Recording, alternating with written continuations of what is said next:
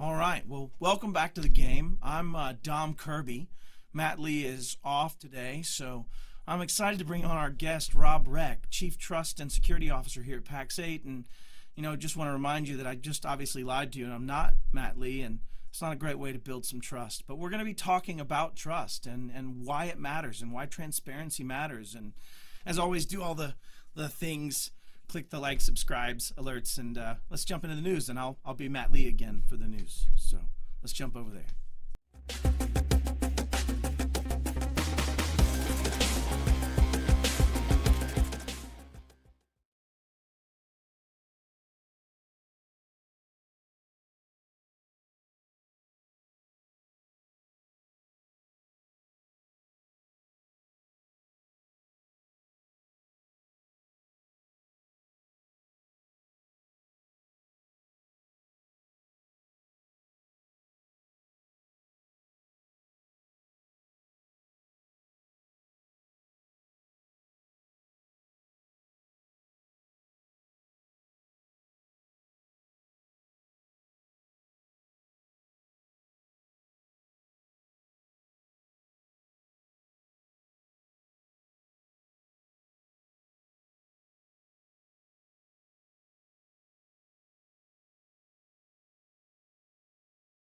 Were used by senior leaders, so they kind of went on to say that it wasn't compartmentalized to any senior leader access in that regard. And then in a response of who was behind it, they said for security reasons we can't disclose, which we'll get into that in just a second on not being able to confirm attribution. But IMF, lender made up of 190 member countries, an international financial institution designed to stabilize economies by providing billions in funding to governments around the world. So this is a big organization.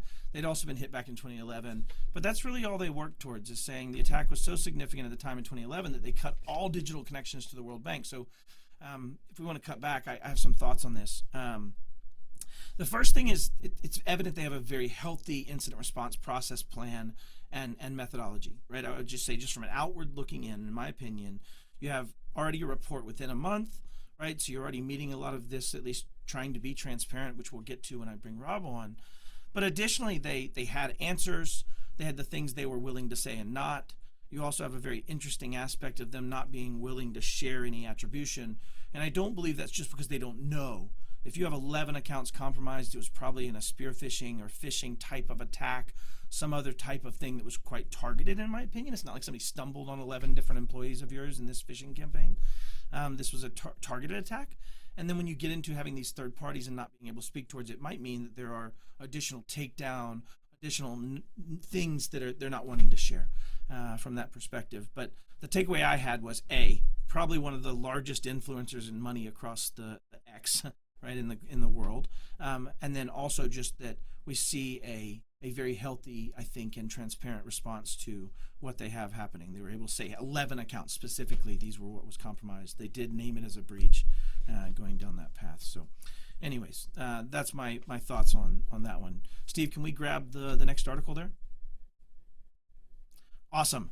Apex Legends. I don't know if any of you are players of Apex Legends. My son and I play quite a bit, but EA, or Electronic Arts, has postponed the North American finals of the ongoing Apex Legends ALGS, or the Global Series, after hackers compromised mid-match during the tournament. Like literally in the middle of the tournament, they were playing in this match, and there was a remote code execution, right? So during the match 3 of the North America finals between these two teams, Dark Zero and Luminosity, the game client for one of the players actually popped up with a cheat tool. Like it just popped up with TSM Halal Hook, and the cheat interface was displayed on a screen, right? The ability to modify and select. And if you notice down there's one that was a type called Vote Putin, right? That was just obviously put in to have that camera effect and be seen. And the look on his face was horrified, right? But the hack resulted in the player being able to see the positions of all of the players, which is the type of cheat tool that was being used against the anti-cheat system. They then struck again on match 4 because they went ahead and failed. Like Luminosity went ahead and was the winner. So they failed it, and another person, Imperial Hal, another player, popped up with an aimbot that now was there. And so they actually were able to execute an aimbot. And I won't get into all the chaotic stuff that comes out of that later. We can kind of go back to me and let's just chat about it. But they talked about this being able to get past the anti-cheat software. They talked about it being an RCE, or a remote code execution. That's the ability for me to do something from a remote place. Like I'm not on the computer, I'm not on the machine, but I am doing something from remote to allow that machine or to force that machine to execute some code. Now, in this case, they had them execute a cheat bot. Why? For the lulz, right? Like legit for the lulz, to have it pop up in the middle of a tournament that's televised, that's broadcasted, and have it pop up with a vote Putin pop, and using a cheat bot, right? Making it so that I, as a professional player, would be seen as cheating, right? So there's a lot of the lulz of it. That said, though, when you think about it, what it meant and what I'm so proud of, and I'll talk about this in my own family, my son is an avid Apex player. And he knew enough that when he saw there was an RCE, or a remote code execution, he has not launched his Apex ever since. And the reason he said that is, Dad, I know what that could mean. What could it mean? Well, I could run anything I want. And I have a very privileged place to do it. If you think about where an anti-cheat software runs that was purportedly at the heart of this execution, the anti-cheat software has kernel level in a lot of cases. It's really low. It's a very, very low altitude in the ability to execute. And so when you run something, let's say it's a piece of malware or a remote shell or something to allow me access to further my nefarious deeds and wants, then those things that I get running at high privilege mean I already start at a very high level. And so what I would use this for in the real world would be to deploy ransomware, to gain access, to gain foothold, to gain persistence, to explore, to enumerate assets, things to that nature. And all it took was a message. A message popped up from somebody, and then the code executed, which meant they were able to use some, abuse some portion of the system, which hasn't been really disclosed yet, to execute this. And so it's just an interesting aspect of what happens when code testing, code regression, or these types of things aren't tested and found. And now if a threat actor finds it, it means I can do something big. And where have we seen this before? If you think about looking back to when Log4j and the Log4 shell capabilities started coming out, right? And this was about 1.5 years, 2 years ago. The way John Hammond actually demonstrated it was with Minecraft. He just sent a JNDI message, or JNDI, or Java naming index command that was poisoned in the chat. And as soon as that ran, then Java's back engine would execute it and you'd have control of that server. And so you can do this by just seeing somebody in a game. If I just literally have the ability to text you or send you a message, I can do these things. So it's really big. And so I wanted to call it this one and spend a bit of time on it also. And let us know if Dom's not here, I feel a little lonely. So like if you're out there, like put some messages in the chat so that we can see them. And I know you're there. But all right, next news article for me, please, Steve. Okay, everybody says that Macs and Apples are never hacked and there's never vulnerabilities. Well, a newly discovered vulnerability in Apple's baked in to Apple's M series of chips allows attackers to extract secret keys, right? Like my actual handshake keys that are stored in the Trusted Platform module from Macs when they perform widely used cryptographic operations. Academic researchers have revealed in a paper published Thursday, which is it's always better when it's academics first, hopefully. The flaw, a side channel attack, right? Side channel we'll get into later, allowing end-to-end extractions when Apple chips run implementations of widely used protocols, can't be patched directly because it stems from a micro-architectural design of the silicon, the way they did the chip itself. And it can only be mitigated by defenses in either third-party cryptographic software that could actually degrade M-series performance, or by them making changes probably in the M1, M2 generation physically in the chip. The threat resides in the chip's data memory dependent prefetcher, right? A hardware optimization that predicts the memory address of data. Like says, here's where this is probably going to reside based on this running code, where it's likely to access in the future. By loading those contents into the cache that's before it's needed, then it makes it faster, right? As a conversation. That way the CPU, a common bottleneck, is not a problem in this situation. So security experts have long known that classical prefetchers open to a side channel attack for malicious processes could probe secret key material operations, but this vulnerability is really a result of the prefetchers making predictions, right? So without beleaguering you for the rest of that read right there, it's about this predictive behavior that's been done. And this isn't the first time. We've seen other examples of these kind of prefetchers, predictive behaviors coming into play. So I guess the point is really if you're running Apple M1, I don't have a takeaway for you. There isn't a solve. It really is just right now understand that there is an academic belief that this could be exploited. The nice thing about academic belief is it's usually in extremely controlled scenarios and conditions, and it's often not released. And I'll give you a great example. There is a side channel attack to FIDO tokens, if anybody's not aware, right? And so I can take advantage of Google, if I remember correctly, it was a Google token that had an underlying chip, that you could take that FIDO token, my cryptographic key that proves I'm Matt Lee, and you could take that key from me, get it out of my hands, take it apart, put wires on it, do 1 million transactions, and discern information about the key pattern to then get to the seed code. So that you could theoretically beat this system.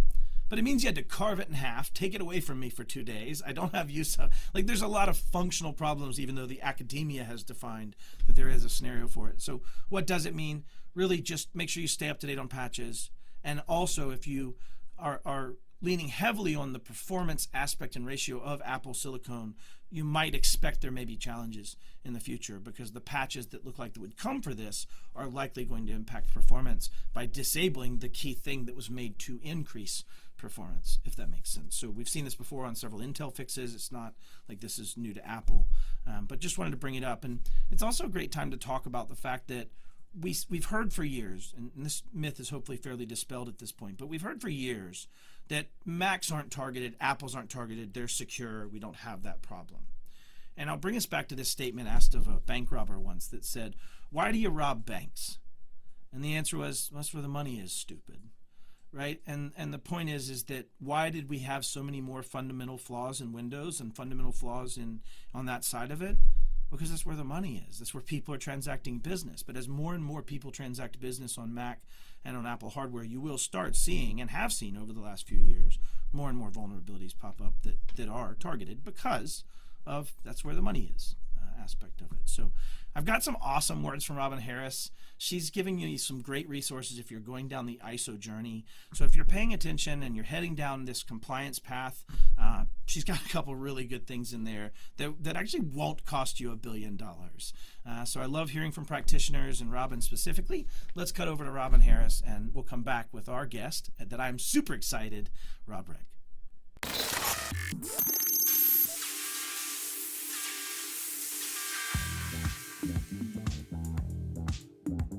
I would like to talk to you about a couple of resources that I have personally found extremely useful. I mean, I'm telling, get this book, take this course.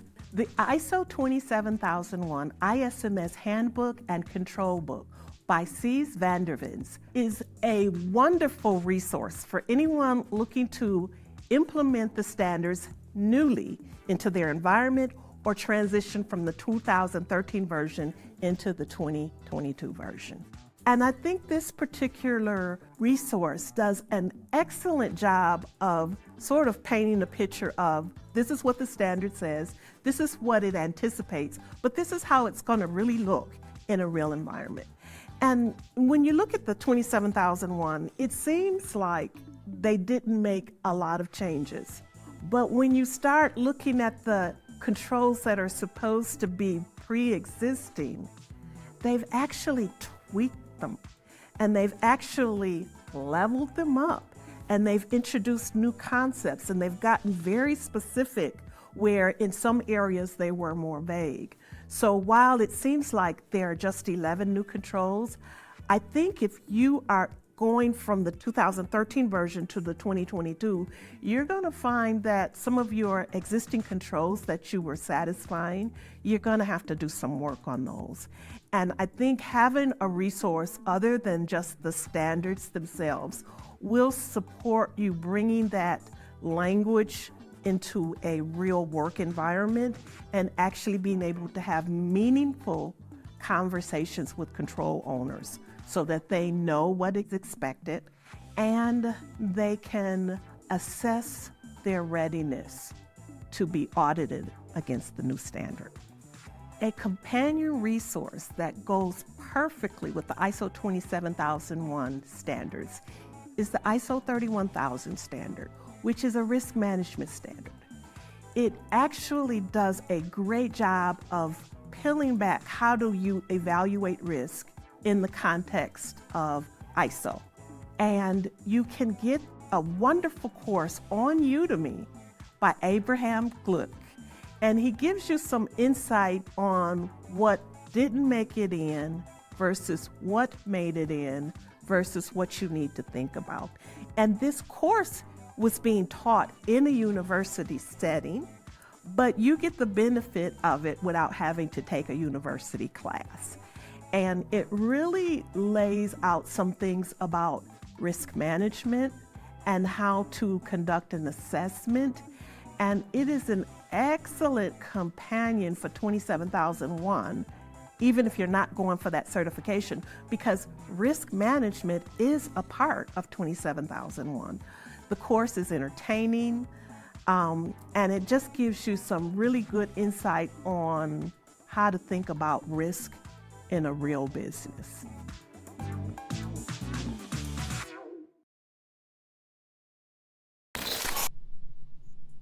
All right, Robin Harris. And you know what's interesting? Robin has been a consultant to Pax8. She's come in and become an internal employee to Pax8. And now she's been a bit of an advisor to you all, right? I think she's done like 40 of these for you. So I'd love to see some comments, like how has Robin helped you specifically level up? Right, I'd love to see if anybody can speak towards that. And if the answer is ISO 27001 or ISO 30, I just want to throw things at you, but I still love you. Okay, so I'm super, super excited about our guest today. Robb Reck is going to join me here in a minute. And it's almost like a little fanboy aspect for me in this regard. Of he's got a history in this world and taking companies to drive exactly these future-facing concepts we're going to talk about today. And so I want this to be participatory. I'd love if you're in the audience to chat on YouTube. I'd love for you to ask questions. Throw the hard-hitting ones. I may or may not ask them. But Robb, come join us. Let's bring Robb Reck in. What is up, Matt, man? thanks for having me. I feel like I'm in rarefied air. Well, Matt, I got to start off by saying that Robin is on my team and she's awesome and she does such a good job, not only telling other folks outside the business, but inside. She helps Pax8 make sure we're compliant and meeting the requirements of our customers, just like our partners can do. I learned a little bit just watching that as I got here. But thanks for having me. Yeah. I've obviously got to know you over the last several months, and I think this is a really cool thing, and I'm glad to be a part of it.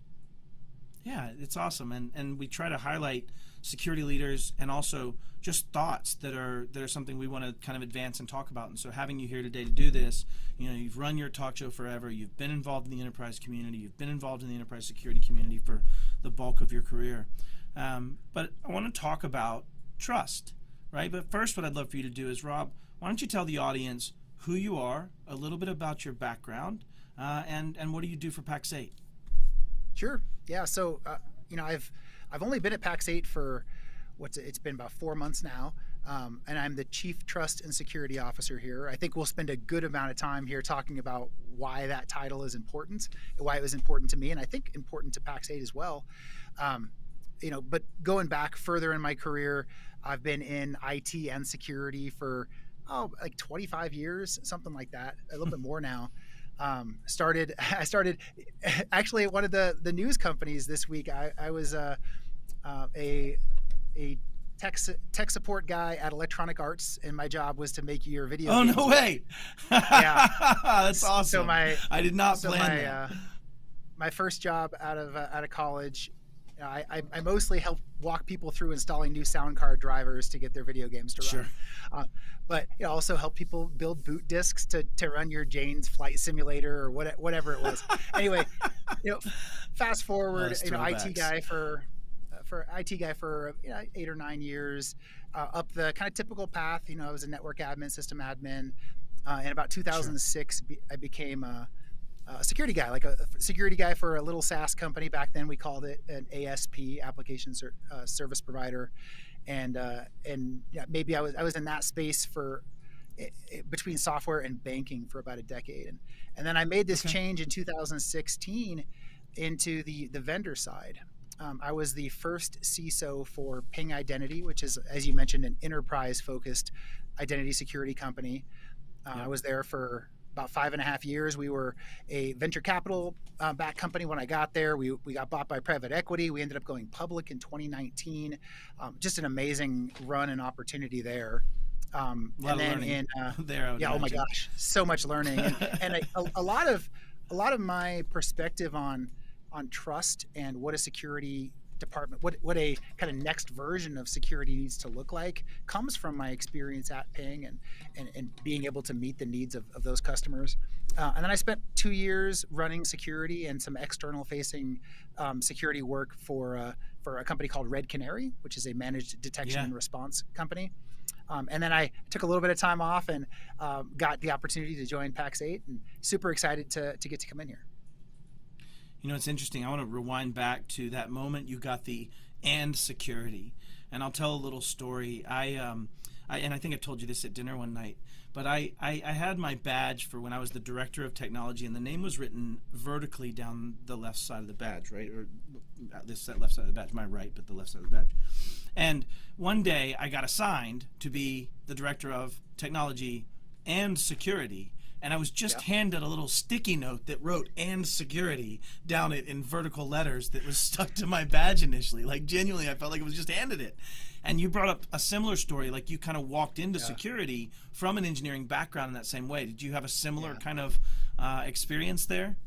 Yeah, I'll give you a couple. My first exposure to security, I worked at a public oil and gas company in 2003, and that's when Sarbanes-Oxley requirements came at us pretty hard, and there were Thanks, these. Enron.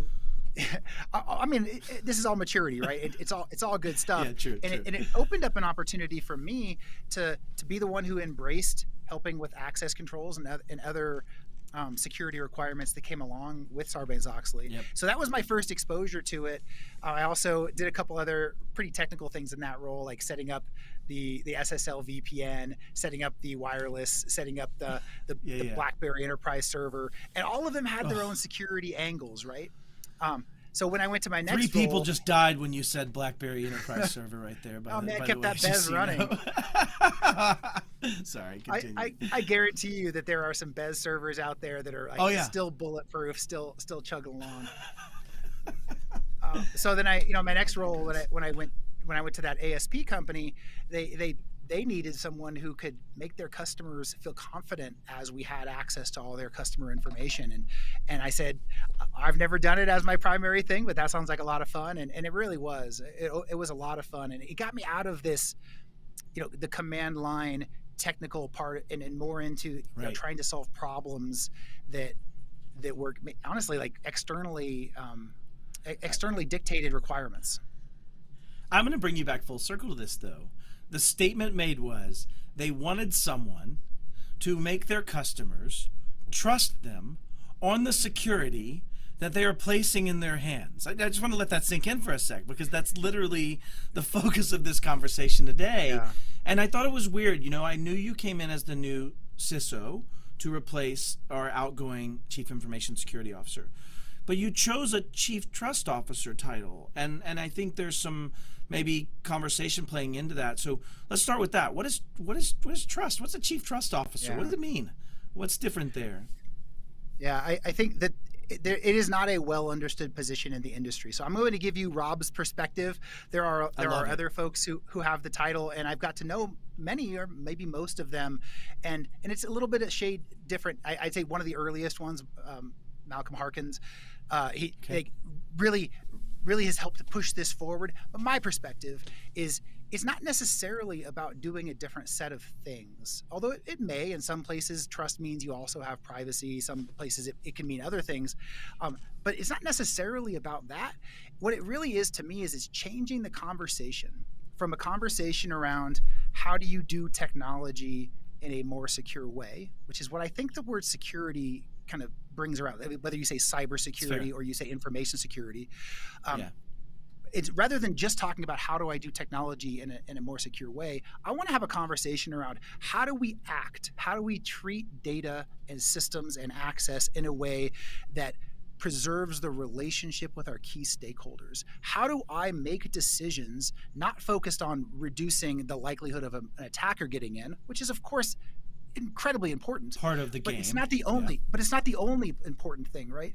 It's also important to understand what do my stakeholders care about? What do they expect me to do with my data? So Matt, I want to just talk through how my own personal journey to get here. Let's do it.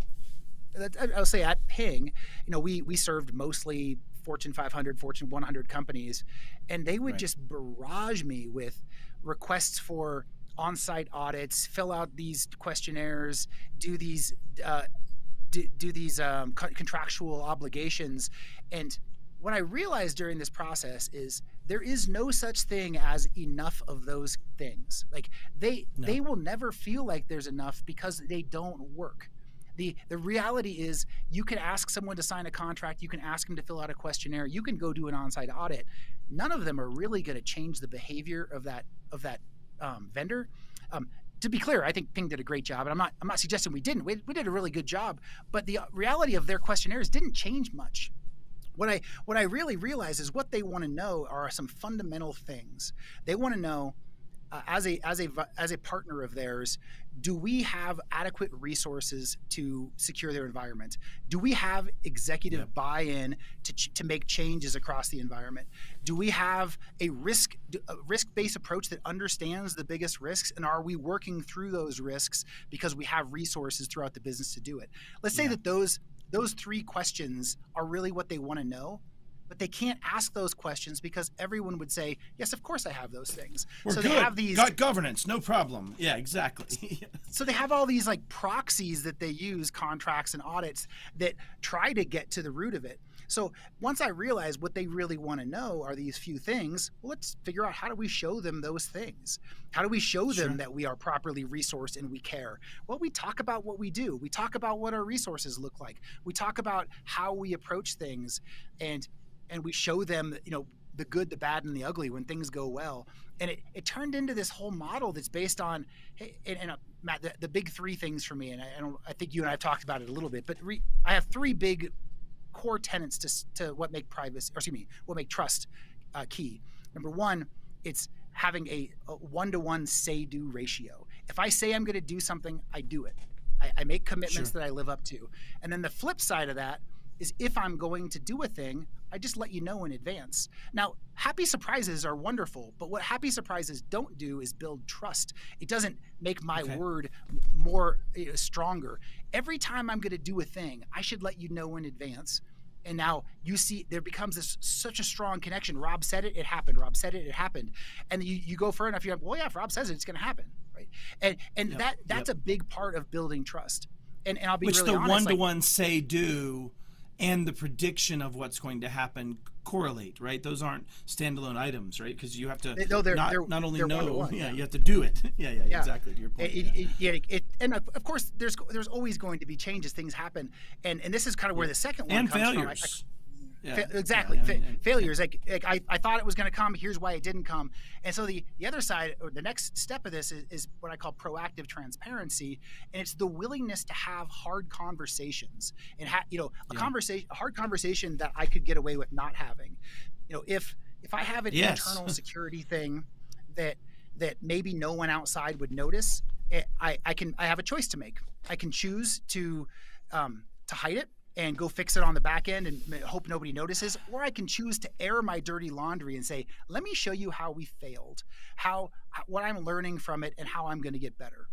And by being willing to have that hard conversation and make sure that the right stakeholders hear about it, now all of a sudden, those people say, man, if he's willing to share this with me, I can really trust that when he tells me a thing, like, it's going to be true. Now, that sounds really easy, but it can be really hard. And this proactive transparency is a place where you'll run into challenges with legal, you run into challenges with sales. Hey, we're going to embarrass ourselves a little bit because we made a mistake, but we're human, and we're humans who are willing to let you know when we make mistakes, right? It's a really important thing to me, this proactive transparency and the willingness to have those hard conversations. So you have one is one-to-one, right? Say-do ratio, right? If you say it, it needs to be explained and done. Two is this radical, if you will, proactive transparency and proactive conversations, good or bad in that conversation. Proactive, meaning one purpose, not, hey, guess what? I found money, to your point. Right? And so what's number three? Because I've got a lot to unpack just in those first two, in this first piece. But what's number three? Aligned incentives. If you think about the experience you have when you walk into a used car dealership or any car dealership, walking in that the person who wants to sell you that car has the opposing incentives to you. They want to get the most money out of Not you. sitting on for your side of the table. the car possible, Yeah. right? And that puts you in an adversarial relationship. You can like each other, but you know you're here to beat each other up, right? And what builds trust though is to say we are going to win together. And I'll tell you that this is a really big part of why I was excited to come to PAX 8. We have really great aligned incentives with our partners. We make money by selling things through them to them and that they make money on, right? That's how Right. winning goes is where, every time they sell a thing through our marketplace, a little bit goes to us, a lot goes to them, good for everyone, right? And I love having those aligned incentives. And like Matt, you're here because we want to make partners more successful because that's good for us, right? Like I love I'm that. certainly Like, not carrying a sales number that's justifiable, right? So it's Yeah. only we want to educate and empower these partners to succeed. and is essentially it's just it, so exciting. And like, Oh, and Jax it just- Scott's here. Okay, sorry, I had to say hi. Jax, what up? Good seeing you. Sorry, continue, Rob. I apologize. No, I love it. And it's just, there's not a lot of companies where it's easy to make those incentives so well aligned. True. But I think it's really clear. It's important to look for it. Like as you're engaging into a relationship with someone, how do we structure this relationship so that we win together, we lose together? Like we're on the same page and every step of the way. And then you get those three things together. Like, isn't that what trust looks like? At least that's where my model is today. It says that those three things look like a pretty trustworthy person. Well, and let's unpack those maybe at a business level from a traditional security role. And first, let's go back and start with like, where have we come from, Rob? Like, let's say this. Number 2 is talking about radical transparency and proactive transparency. If you go back 10 years in your career, I don't know about you, but that was never going to happen. If you rewind even 5 years, we had major players in our world suing security researchers for talking about what they know to be true.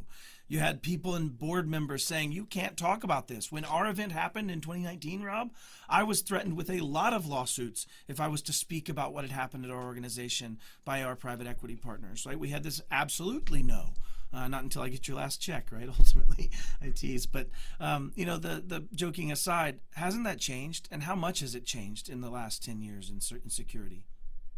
I think that you're pointing out one of the big flaws that we had as a security industry was this unwillingness to share. And I have seen in my community just a 180-degree shift, right? Where people like we've recognized that it's really hard and that we are not reinventing the wheel. Let's go talk with other people who are trying to solve the same problem.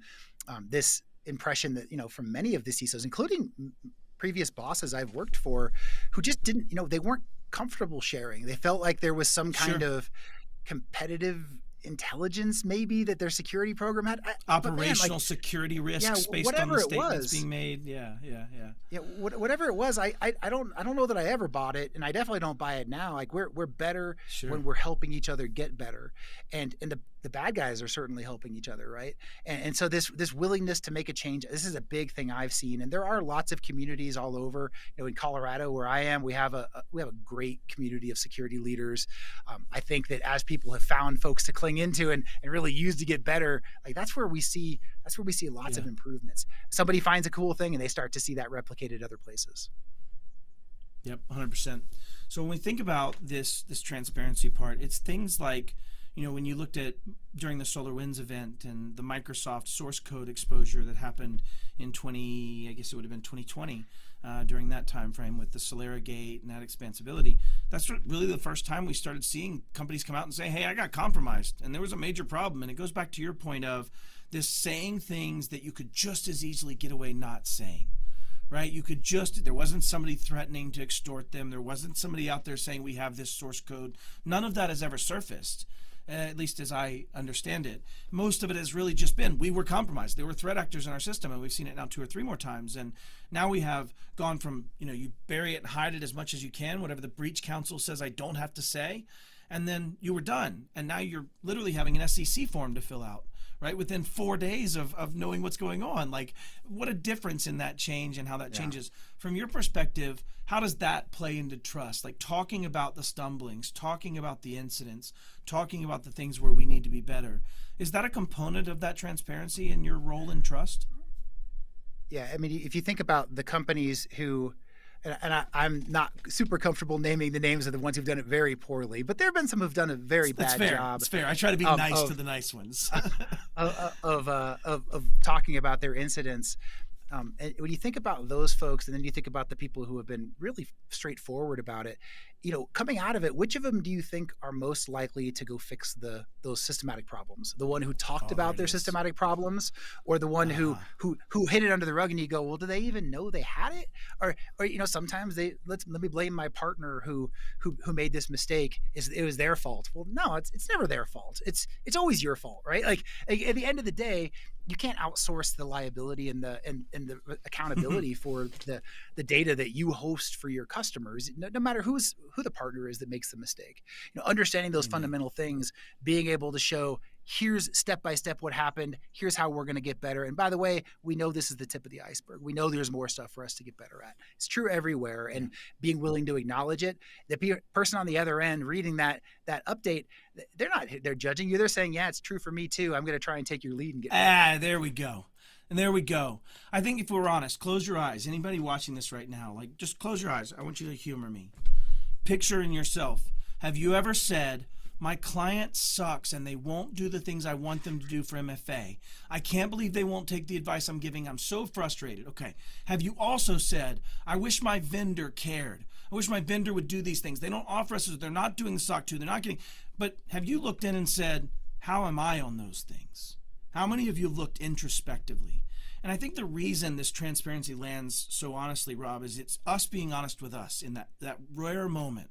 When Robb Reck stands up and said, we had a major problem, this is our stumbling, this is where we got better, I, in some little bit, get to be forgiven for my own challenges, and I get to reflect on them and go, gosh, I can learn from Rob. And I think to your point, it's that transparency and genuineness and honesty versus obfuscation and hiding. And to your point of who am I going to trust the most? It's the one that told me they sucked yesterday and they're going to be better tomorrow. Because guess what?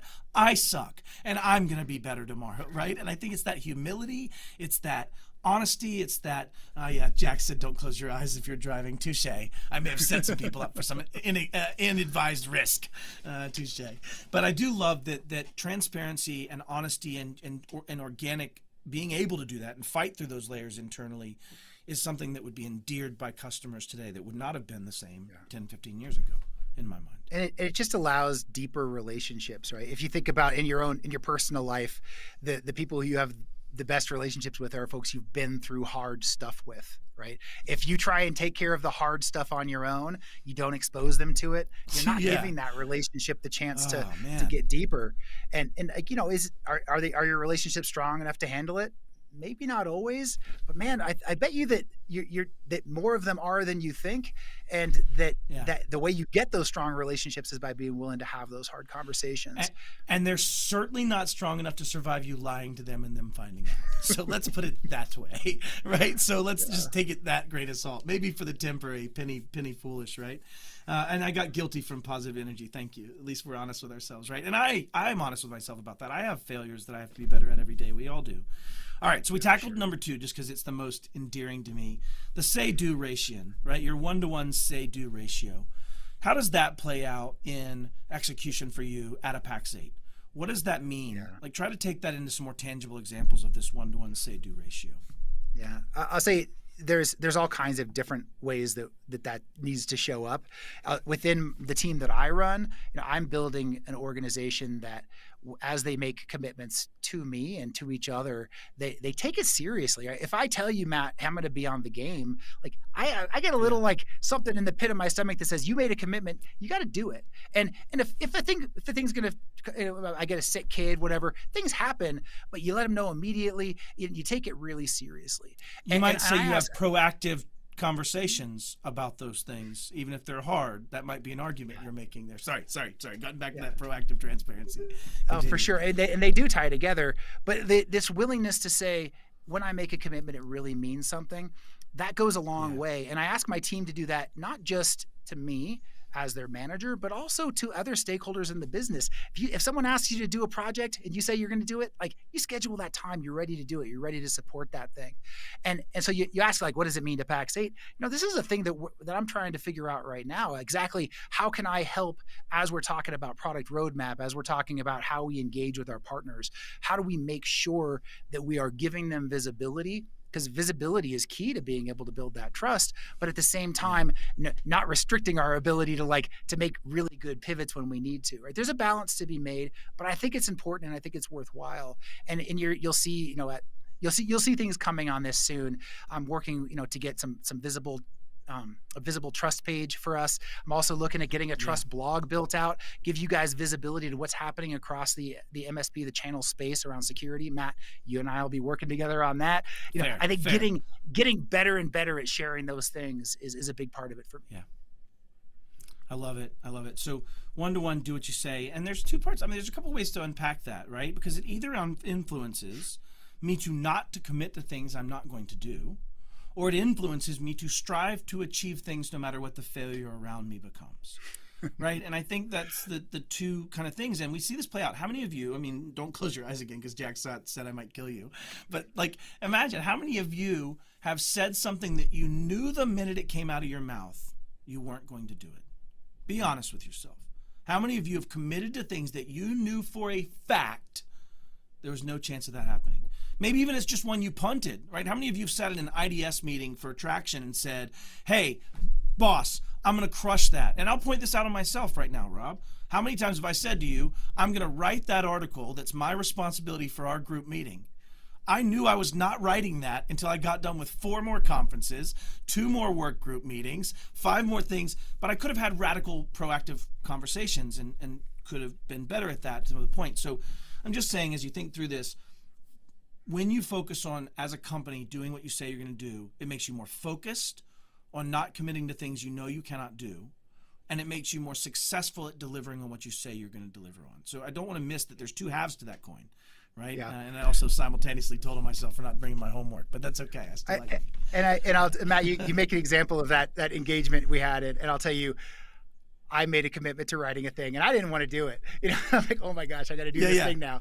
Yeah, but you wrote yours. Well, exactly. Anyways, because of this, right? Because I expect it from other people. I feel like I've got to do it, right? I've got to be the thing I'm asking people to do. Anyway, there's so deep you can go here.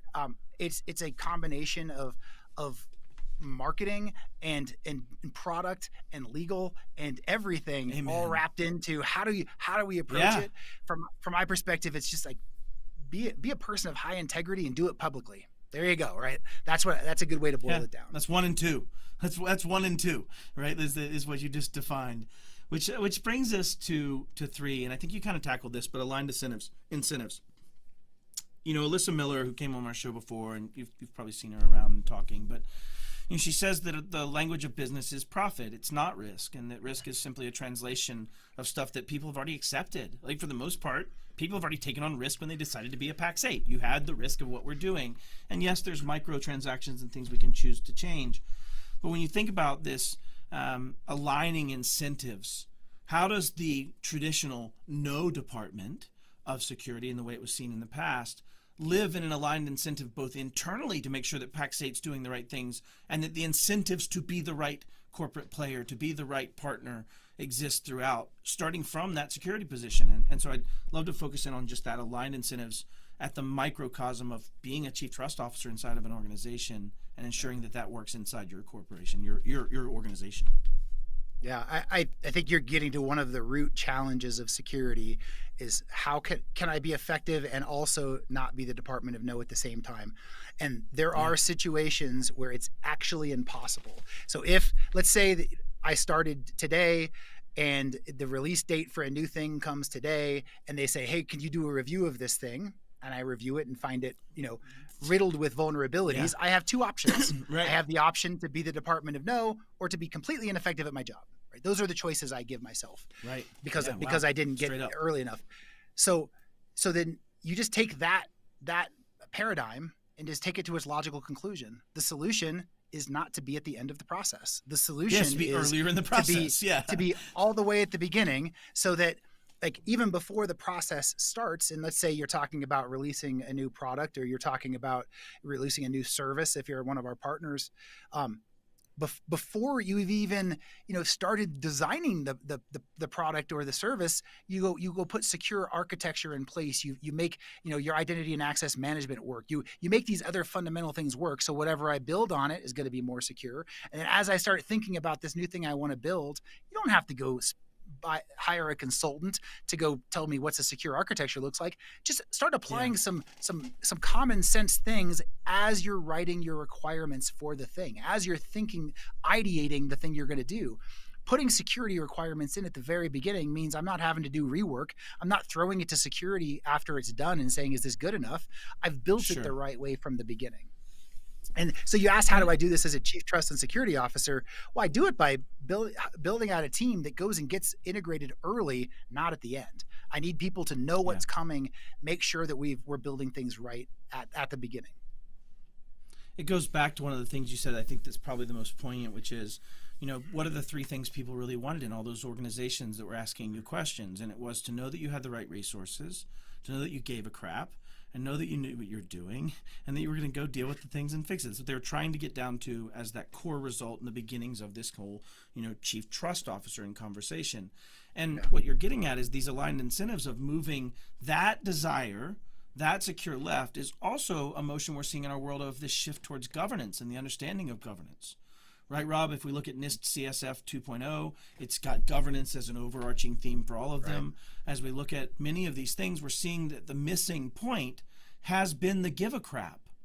The missing point has been that the incentives were aligned and that the teams were driving forward, and that you had a voice in the organization, Rob, that you could actually influence product design and decisions. And I'd love to have you speak on that shift and intentional shift to governance, and how that automatically pushes you left, right, in this conversation earlier in the design process.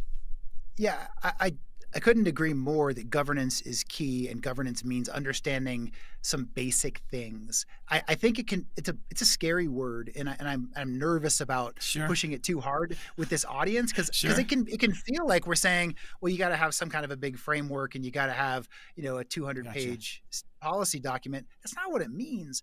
It means that you need to make some decisions before, some pre-decisions before you go in and start making designs. Like, what's our risk look like? What kind of data do we want to have? Just make some decisions as a team that allow you to go faster later, right? I've decided that we are going to tokenize any payment information we get. I don't know. Come up with whatever your decisions are up whatever front. that decision requirement is. Yeah, like you have 5 or 6 key decisions. I actually, at previous organizations, I've created a set of core security and privacy tenets. My tenets are, we will reduce access in this way. And you write like 8 or 9 of those things. You say, hey, how does this feel to you, other members of the team? Does this seem right?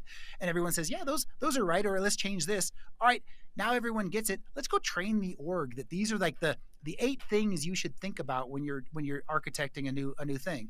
And they go, oh, those are easy. I can make sure I put those in my requirements. And now you've short-circuited all of this like rework you have to do later. And you call that governance. Yeah, it is governance. It definitely is. But it's not painful. It's freeing, and it's easier than having to do it later. You said it right. It's enabling. Right, if you know the lanes you're supposed to drive in, you know what that road's supposed to look like, and you know what cliff it's supposed to not go over, right? Then you can pretty much be freed to move forward rapidly and not have a moment where you've got to put a CISO in a position of Sophie's choice to either be ineffective or say no to this in this aspect. So that is truly aligning those directions and aligning incentives at that early stage, and it is freeing. I think having governance is freeing. Even though it doesn't feel like it in the beginning. I guess is my point that I would add to it. So and not, well, it depends on what kind of governance you're talking about. Like, you can start with a really lightweight set of governance. And if you think what I'm saying is worse or harder, I just want you to put yourself in the shoes of that developer who says, I need to do this. I don't know how to do it securely. I guess I'm going to take a guess, right? It sucks for them. They don't want that. They want help. They want support. If you can just give them these resources up front, their job is easier. Their stress level goes down. Amen. Yeah, they can make and design what they want to make and design, right? They want to write the code, make something cool. That's right. And then at the end of the day. Well, Rob, I think one of the last things that I really wanted to tackle with you was this understanding of, we focus on security as the goal, right? As if I can somehow codify the fact that I'm now secure. Let's not even tackle that whole problem. But is the goal security, or is the goal trust? Does trust create security, or does security create trust? And I forced you into a chicken and an egg question, but which one comes first, trust or security, and how are they related? So that's the seven-minute question there, brother. They're definitely not the same thing. I can trust someone who I don't believe is secure. I think that you can and probably do, right? Like within my life, I can trust that you're doing your best, and man, you're really bad at security, right? That's possible. Sure. Yeah, it's fair. It's very, very, very possible. and if I acted in a trustworthy manner and I said, let me show you all of the stuff I'm bad at, and you go, whoa, you're bad at a lot of stuff. Like that's not what secure looks like. I say, yeah, okay, that's true, and here's how we're making progress. That is one version. The other, I don't actually think they're necessarily hand in hand, but you can't have. I think you probably cannot have trust without knowing you're moving in that direction, right? That people have the right intentions, that they're trying to get you there. So there's a correlation, but not necessarily a one or the other. But I don't think you can have security without trust. Help me understand if I'm wrong there. I don't know. Like if you think of a 3-letter agency that we think is probably pretty secure, but we don't trust them at all. I think they probably exist out there. Okay, other than those microcosms, I think if I was to be a business that says I'm secure but will never transparently share that, will never be proactive about communications, and don't have aligned incentives, then I that's my argument is can you have it without that? And I'd say hyperbolously maybe no, but you're probably right. There's more than one example than 3 letters. So I've got years of thinking this through, so you get the advantage of having to hear me talk about it. That's the whole point. I love it. I know, right? Not every company does this make sense for. I think that when I look at a company that is manufacturing, good example, like we're making widgets, we're Acme company delivering things to Coyotes, and they're gonna buy from my mail order, whatever it is. Those things, they really don't care what my security is. Like, honestly, they just want to make sure that they get a thing from me. That is not a company where building a trust program like I'm talking about makes a lot of sense. And there are a lot of companies like that, to be fair. The companies where I think it makes Amazon, the most sense. Or for like delivery of goods that are Amazon, the retail information. Yeah, not AWS. The retail element, Yeah.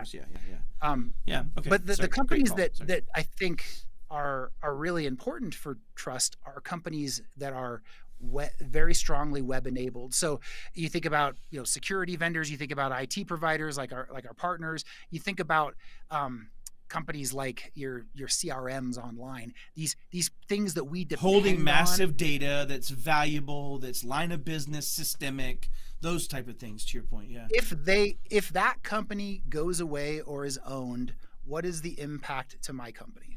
Right. If the impact is I go to another commodity provider of widgets, then I don't probably need to have a trust program. If the answer is I go out of business when Salesforce goes down or when Salesforce loses all my information, well, Salesforce was one of the very first companies in the world to have a trust program for that reason, right? Like they are right in the center of this thing, and I think they're the perfect example of a company who needs it, and there are whole industries that don't need it. So I think it's worthwhile to think, I think where we are, who we're talking to today, is probably really important to them. Yeah. And I think maybe it goes towards how deeply and systemically you are part of the delivery of their world, right? And when you go to those web delivery companies. And it's more that way because unlike before, let's say someone made me a piece of software that I ran inside my organization.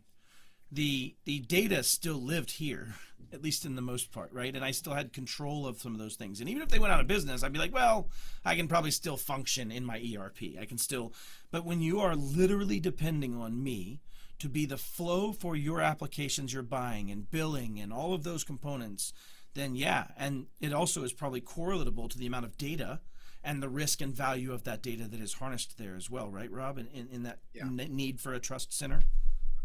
Yes, so exactly right. And I would say if am I offering IT services to a small and medium business that will go out of business if their billing system doesn't work, if whatever technology we're offering doesn't work, like it's core to them, and they may not, they almost assuredly don't know this language, but they know the feeling, right? They know the feeling that I've got someone in my corner who I can trust to deliver and tell me when something goes wrong, and is not looking to make a buck off me while I lose a buck. Like if they feel that from that partner, like that's the relationship that they're going to be least worried about, right? It's the one where they think it's a transactional thing, and how do I know that they're going to make sure my systems keep running? Do they really even understand that if this goes down, I go out of business? That aligned incentives and common knowledge, I think, is just so key here. You know what's funny? I didn't expect to go off on this tangent, but when MSPs became MSPs, it was for the same reason.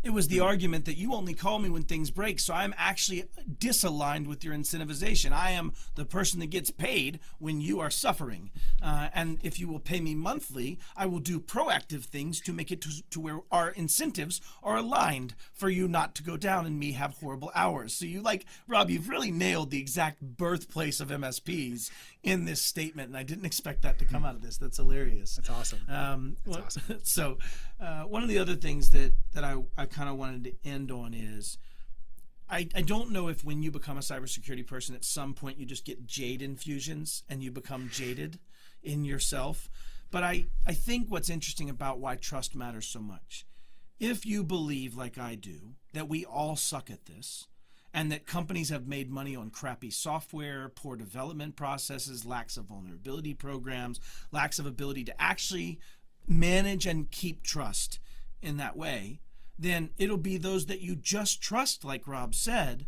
that are the ones that I believe will make it out of this. I'm only looking for the ones that I believe will change. When we're dealing with CompTIA Trustmark, ironic, but when we're dealing with, and I'm on the advisory board for CompTIA Trustmark, we're trying to just determine, is that MSP capable of getting where they need to be? Not are you there, because nobody's there. We're trying to figure out, can you get there? And trust goes a long dang way into that. Right? And this understanding of, do I believe that Rob and his company are incentivized to develop and be secure, are incentivized and aligned with me to drive towards that action, and are they being one-to-one say-do and being transparent and proactive with us? Rob, I don't know that I could have planned to run a show better than just this conversation went. So I'm great. Do you have any closing thoughts for people out there that are watching? Sven, great seeing you. All right, do you have anybody out there, any closing thoughts on trust? I'd say I do have one more thing that, as you were talking, got me thinking. I think there's been a trend we've seen, you and I have seen for years, that the bigger a company gets, it seems like the less trustworthy they are in a lot of ways. Yeah, they start to fall over at the top, right? From that regard. I think it takes a really deliberate management, executive management direction to say, this is important to us. And I think there are some good examples. I want to, like I said, I'll call out Salesforce as one. Like them or hate them, they have worked so hard to be trustworthy in this way.